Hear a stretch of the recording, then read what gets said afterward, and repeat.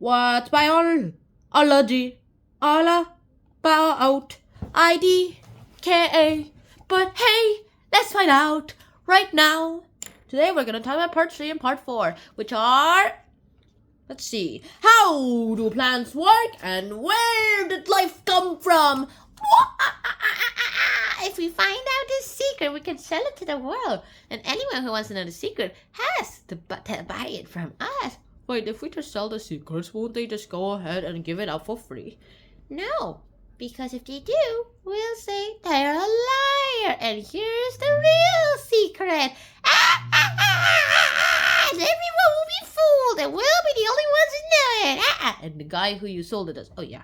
Well, whatever. Part 3. How do plants work? Now, plants work in a variety of ways. In fact, all organisms actually and plants work out the same way too. In fact, plants also need water, like us. They also need food. Also, it's not the same kind of food we eat. They also need nutrients. And some of the nutrients are the ones that we need too. And it's also the reason why you eat plants, to get those nutrients. But let me explain. Now, how do plants work? Plants work in a variety of ways. In fact, the main way that they can actually do stuff is by doing photosynthesis. And because we're doing photosynthesis, lots of things can actually happen. Since photosynthesis works out, this is how it works. Basically, they turn sunlight they add it to water to create oxygen and other stuff, and also carbon dioxide, and they also use carbon dioxide to create the glucose, and the glucose is used for energy, and that energy is awesome. Yay, yay, yay, yay, yay, yay, yay, yay, yay, yay, yay, yay, yay, yay. And that happens, and everything is awesome. And now that happens, loads of other things can start happening too. And now that we actually find out that these things are just going to go ahead and benefit our lives, we actually went ahead and started breeding these plants. Of course, wheat seeds started happening, and they're like, you know what, wheat seeds are awesome, but what you kind of need is, well, food that is made from wheat seeds, and that is where we come to bread. But bread's basically just yeast and just some bread and just some wheat or grass seeds. Grass seeds are the ancestors of wheat, and its stats actually lets us to go ahead and create stuff. But now that's over, we can just go ahead and, well, make things.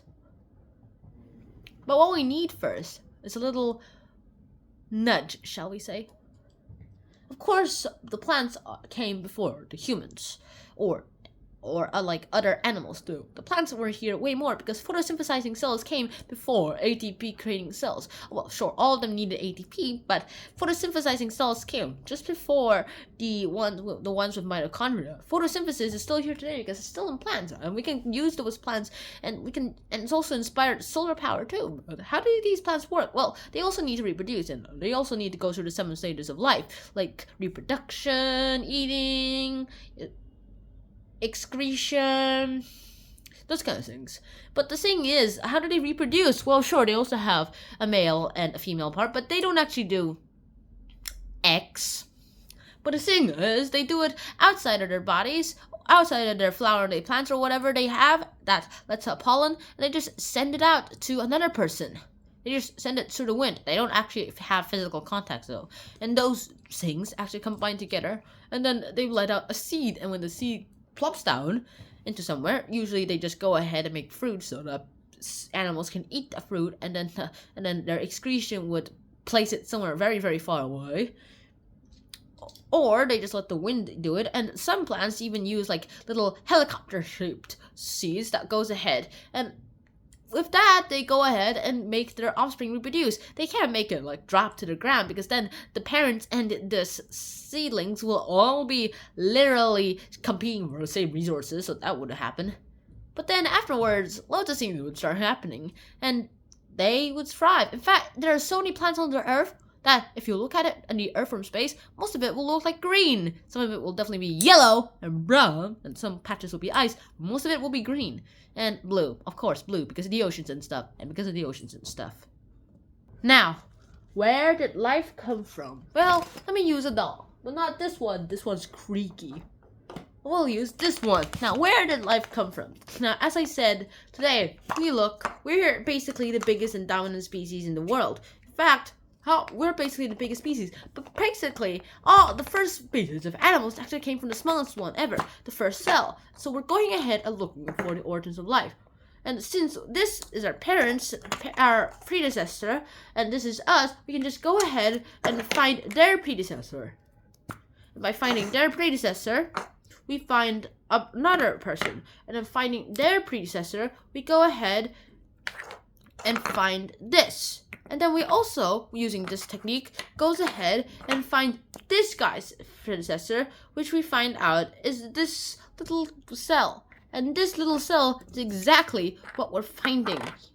And this is exactly what we're trying to find. We still have a long way from going here. In fact, we actually kind of think how this little thing can actually work out and how we can find it out. But then if we look for the origin of life, it actually goes back 10 million years. According to this textbook, we still have no idea. But according to recent news, we have literally found out that it goes back to 10 million years and a few billion years. Like 4 billion years ago. That's roughly how old the Earth is. And technically, life can exist. Life existed even before Earth existed. Just a few million years after the Big Bang happened. Meaning, the life is really easy to make. Or the Big Bang just shot seeds of life everywhere. And so if we can harness this seed and find out what it is, we can use it to go ahead, travel back in time, to figure out how to do things. It's like a bunch of Russian dolls too. Like a bunch of Russian dolls. Oh. They stack together, and if we put enough of them together and go back just enough, we'll be able to find the ancestor of life. And by finding the ancestor of life, we can all trace it back to its predecessor, its successor, and continue using that chain of logic, continue on and on until we find us.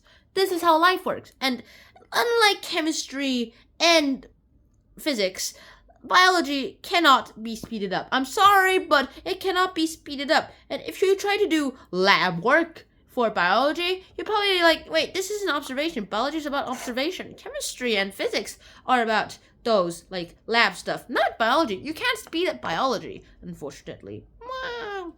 But hey, if it works, it works. Oh my gosh, that is so... If it works, it works. And that's how it seems to go ahead. And how does life start from? Like just little seeds of life.